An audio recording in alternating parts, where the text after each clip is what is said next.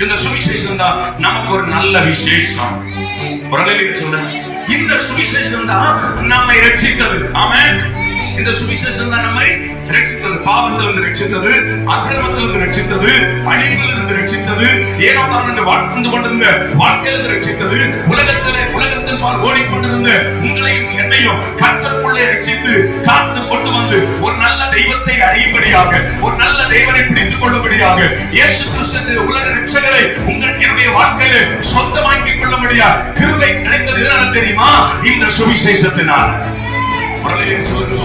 இந்த சுவிசேஷம் இல்லைன்னா எத்தனை பேர் மரணித்திருப்பார்கள். இந்த சுவிசேஷம் இல்லைன்னா எத்தனை பேர் தங்கள் வாழ்க்கையில அழிந்து போயிருப்பார்கள். இந்த சுவிசேஷம் இல்லைன்னா எத்தனை பேர் தங்கள் வாழ்க்கையில கெட்டு குட்டிச்சுவராய் போயிருப்பார்கள். இந்த சுவிசேஷம் இல்லைன்னா எத்தனையோ குடும்பங்கள் சீரழிக்கப்பட்டிருக்கும். இந்த சுவிசேஷம் இல்லைன்னா எத்தனை வாழ்க்கையில சமாதானமற்று நிம்மதியற்று தற்கொலை செய்து மாண்டிருப்பார்கள். இந்த சுவிசேஷம் இல்லைன்னா எத்தனை பேர் குடிவரையிலும் போதையிலும் அழிந்து போயிருப்பார்கள். இந்த சுவிசேஷம் இல்லைன்னா எத்தனையோ இந்த உலகத்தில் வாழ்வதன் அர்த்தம் தெரியாமல் மாண்டு போயிருப்பார்கள். இந்த சுவிசேஷம் இல்லைன்னா எத்தனையோ இந்த உலகத்தில் கண்ணீரோடு கவலையோடு யாருமில்லா நாளையோடு இந்த உலகத்தில் வாழ்ந்து கொண்டிருப்பார்கள். இத்தனை பேரையும் மாற்றி ஒரு வல்லமை உள்ளவராய் நிறுத்தினது எது தெரியுமா? இந்த சுவிசேஷம் மாத்திரமே. இந்த சுவிசேஷம் போகல என்ன இருக்கும்? இந்த சுவிசேஷம் இல்லைன்னா என்ன இருக்கும்? இந்த சுவிசேஷம் இல்லைன்னா உங்களுடைய வாழ்க்கை என்ன இருக்கும்? கொஞ்சம் சில கடந்த காலங்களை கொஞ்சம் திரும்பி பாருங்க. இயேசுங்கிற சுவிசேஷம் உங்க வாழ்க்கையில வரலைன்னா உங்க வாழ்க்கை எப்படி போயிருக்கும்? இந்த சுவிசேஷத்தை நீங்கள் அறியலைன்னா உங்க வாழ்க்கை எப்படி வந்திருக்கும்? இன்னைக்கு ஆதரிப்பதற்கு ஒரு இயேசு இருக்கிறார். எதனால தெரியுமா? இந்த சுவிசேஷத்தினால. இன்னைக்கு உங்களை தேற்றுவதற்கு ஒருவர் இருக்கிறார். எதனால தெரியுமா? இந்த சுவிசேஷம் வந்ததுனால. இன்னைக்கு உங்க கண்ணீரை துடைப்பதற்கு ஒருவர் இருக்கிறார். எதற்கு தெரியுமா? இந்த சுவிசேஷம் வந்ததுனால. இன்னைக்கு உங்க வாழ்க்கையில் ஆலோசனை சொல்வதற்கு இயேசு இருக்கிறார். எதனால தெரியுமா? இந்த சுவிசேஷம் வந்ததுனால.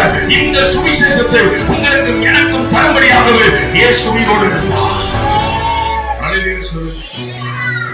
அவர் மறைத்தபடியே போயிருந்தாருன்னா அது ஒரு சுவிசேஷம் மாறி இருக்காரு. இயேசு என்கிற ஒரு மகான் வந்தார்.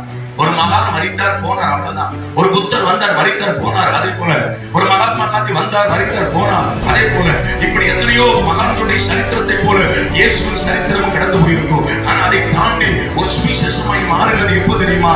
இயேசு உயிரோடு எழுந்ததுனால. சத்தமானது இயேசு அது ஜீவனை கொண்டு வருகிறது, அது அழியாமையை கொண்டு வருகிறது. எத்தனை பேர் விசுவாசிக்கிறீங்க? சுவிசேஷம் ரொம்ப ரொம்ப முக்கியம். இந்த உலகத்திலேயே ரொம்ப ரொம்ப ரொம்ப ரொம்ப விலை மதிக்க முடியாத ஒரு தருணம் உங்க வாழ்க்கையில தெரியுமா? இயேசுவின் சுவிசேஷம் உங்களுக்குள் வந்தது மட்டும்தான். எத்தனை பேருக்கு புரியுது? இந்த உலகத்திலேயே ரொம்ப ரொம்ப விலை மதிக்க முடியாத ஒரு பொக்கிஷம் என்ன அப்படின்னா, உங்க வாழ்க்கையில கண்ட பொக்கிஷம் என்ன அப்படின்னா, இயேசுவின் சுவிசேஷம் நமக்குள்ளே வந்தது. எத்தனை பேர் நம்புறீங்க? ஏதோ ஒரு சாபம் போடும்போது, ஏதோ மரண படுக்கையில கிடக்கும் போது, ஏதோ கவலை கண்ணீர்ல வாழ்ந்து கொண்டிருக்கும் போது, இயேசுங்கிற ஒரு சுவிசேஷம் மட்டும் அன்னைக்கு வரலன்னா இன்னைக்கு உயிரோடு இருக்கிற நீங்க தான். உண்மைதானா? சுவிசேஷம் வந்ததுதான் நம்ம வாழ்க்கையில கிடைத்த மிகப்பெரிய ஒரு பொக்கிஷம்.